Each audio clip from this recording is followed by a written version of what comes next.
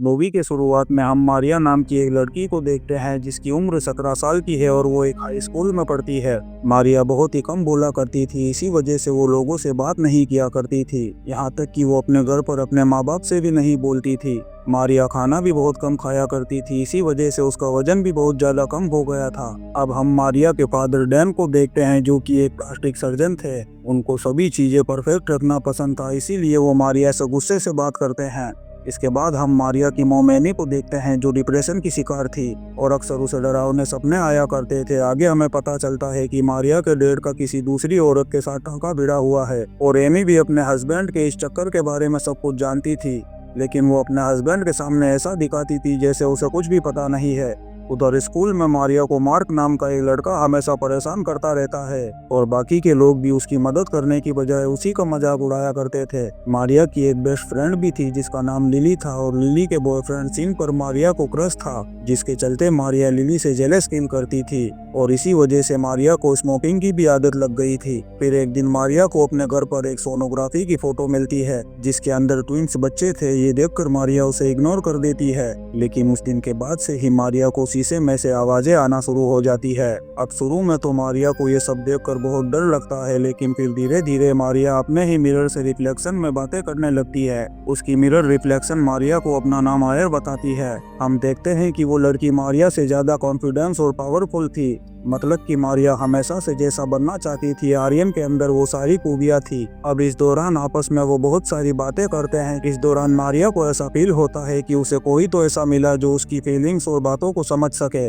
अब यहाँ से सीन चेंज होता है और हम देखते हैं कि उसे प्रोम नाइट को ले जाने के लिए उसके पेरेंट्स उसे फोर्स कर रहे होते हैं, लेकिन वहीं मारिया को समझ नहीं आ रहा था कि वो किसके साथ प्रोम नाइट पर जाए। प्रोम नाइट में उन लोगों को आइस स्केटिंग डांस करना था और मारिया को आइस स्केटिंग डांस बिल्कुल भी नहीं आता था। तभी उसकी फ्रेंड लिली उसे कहती है कि मैं तुम्हें स्केटिंग सिखाऊंगी। जब लिली उसे स्केटिंग सिखा रही थी तभी मारिया स्केटिंग करते हुए नीचे गिर जाती है, लेकिन तभी लिली उसे उठाने के लिए उसकी हेल्प नहीं करती बल्कि उससे कहती है कि मैं जानती हूँ कि तुम मेरे बॉयफ्रेंड को पसंद करती हो, इसीलिए मैं तुम्हें आखिरी वार्निंग दे रही हूँ कि तुम मेरे बॉयफ्रेंड से दूर रहो। वहीं दूसरी तरफ हम सिम को देखते हैं जो कि एक अच्छा लड़का था क्योंकि वो हमेशा मारिया की मदद करता था और ये देखकर लिली हमेशा उससे जेलस फील करती थी। फिर एक रात मारिया अपने फादर के साथ बाहर घूमने जाती है, तभी वहाँ पर मार्क भी आ जाता है और उसे परेशान करने लगता है। अब ये देखकर मारिया के फादर उसे अपने क्लिनिक ले जाते हैं और कहते हैं कि मैं तुम्हें एक सरप्राइज देना चाहता हूँ। मारिया को लगता है कि उसके डैड शायद उसे एक कार गिफ्ट करने वाले हैं ताकि उसे बस में ना घूमना पड़े, लेकिन क्लिनिक पहुंचने के बाद मारिया को पता चलता है कि उसके डैड तो उसके नाक और होठों की सर्जरी करने की सोच रहे थे। अब ये जानने के बाद मारिया बहुत ज्यादा डर जाती है और घर आकर वो ये बात अपनी नई दोस्त आयर को बताती है। वो कहती है कि उसके डैड उसे बस परफेक्ट बनाना चाहते हैं और वो उससे कोई प्यार नहीं करते।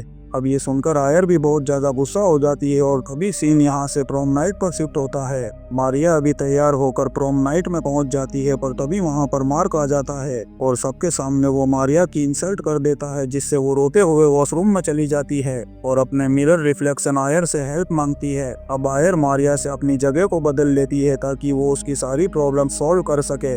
इसके बाद आयर मिरर से बाहर आ जाती है और मारिया की जगह लेकर वो सभी से बदला लेना शुरू कर देती है। वो सबसे पहले मार्क की बैंड बजाने का सोचती है, जिसके बाद वो शावर रूम में जाकर एक हॉकी स्टिक से उसका घुटना तोड़ देती है। फिर जाने से पहले वो उसे धमकी देती है कि अगर आज के बाद तूने उसे कभी परेशान किया तो ये हॉकी तेरे पिछवाड़े में घुसा दूंगी। फिर घर आने के बाद मारिया के पेरेंट्स देखते हैं कि उसका नेचर बदला हुआ लग रहा है। वो सभी से बातें कर रही थी और सही से खाना भी खा रही थी। अब बाकी की दुनिया के लिए तो वो मारिया ही थी, लेकिन किसी को ये नहीं पता था कि आयर ने मारिया की जगह ले रखी है और मारिया उसकी जगह मिरर वर्ल्ड में है। वहीं दूसरी तरफ मारिया भी बहुत खुश थी क्योंकि उसकी बाकी की सारी चीजें अब सही हो रही थी, लेकिन उसे जैसा लग रहा था वो सब ज्यादा टाइम तक नहीं रहने वाला था।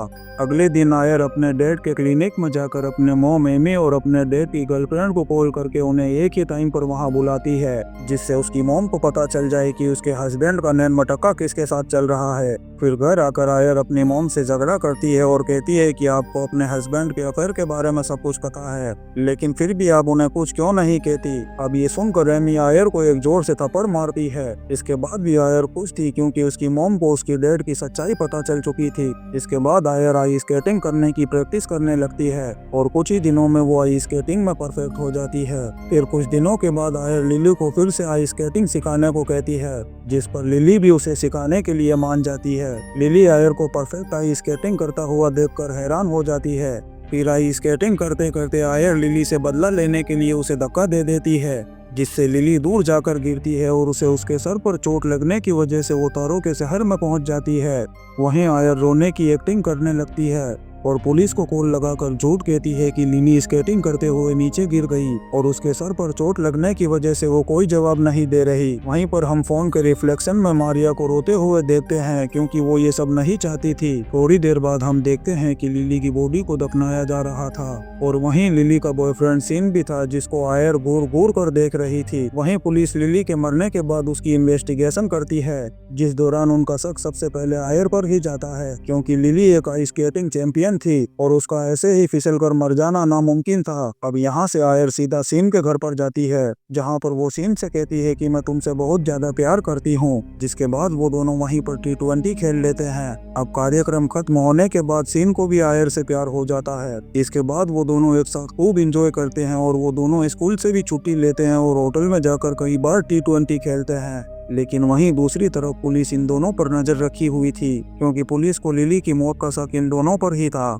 वहीं घर पर मारिया की मॉम और डैड का आपस में झगड़ा हो जाता है और डैन मारिया की मॉम को छोड़कर वहां से चला जाता है। फिर एक दिन आयर और सीन स्कूल बंक करके होटल में फिर से T20 खेलने जाते हैं, पर तभी सीन के पास उसकी मॉम का कॉल आता है और वो उसे कहती है कि पुलिस तुम दोनों से कुछ बात करना चाहती है। अब सीन आयर को अपने साथ चलने के लिए कहता है, लेकिन आयर उसे पुलिस के पास जाने से मना कर देती है। अब ये सुनते ही सीन को आयर पे डाउट होने लगता है और वो उसे कहता है कि तुमने ही लिली को मारा है। जिसके बाद वो पुलिस को सच बताने के लिए वहां से जाने लगता है, पर तभी आयर सीन के सर पर एक बोतल मार देती है, जिसकी वजह से सीन वहीं पर तारों के शहर में पहुंच जाता है। इसके बाद आयर दारू पी के मारिया के डैड के क्लिनिक पर जाती है और वो उनसे कहती है कि क्या आप मुझे तब भी प्यार करते थे जब मैं परफेक्ट नहीं होती थी। अब यहाँ से कहानी फ्लैशबैक में जाती है और हम देखते हैं कि मारिया की मॉम जब प्रेग्नेंट थी तो उसके पेट में 2 बच्चे थे, जिसमें से एक बच्चा नॉर्मल नहीं था क्योंकि डैन को एक परफेक्ट बच्चा चाहिए था। इसीलिए उसने दूसरे बच्चे को पैदा होते ही उसे घर के बाहर दफना दिया था और वो बच्चा और कोई नहीं बल्कि आयर ही थी। अब यहाँ पर डैन उसे जवाब देता है कि हाँ, मैं तब भी तुम्हें उतना ही प्यार करता अगर तुम परफेक्ट नहीं होती।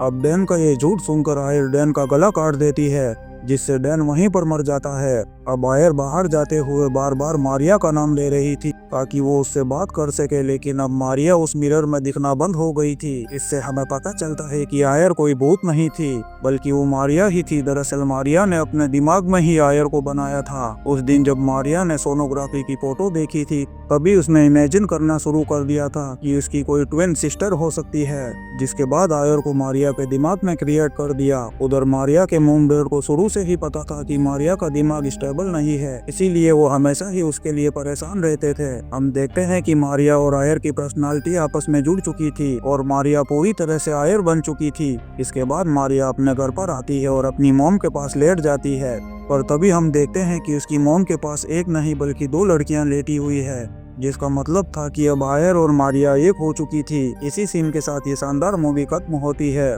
दोस्तों, हम आपके लिए ऐसी ही इंटरेस्टिंग मूवी एक्सप्लेन करते रहेंगे, तो आप चैनल को सब्सक्राइब जरूर करें। Thank you.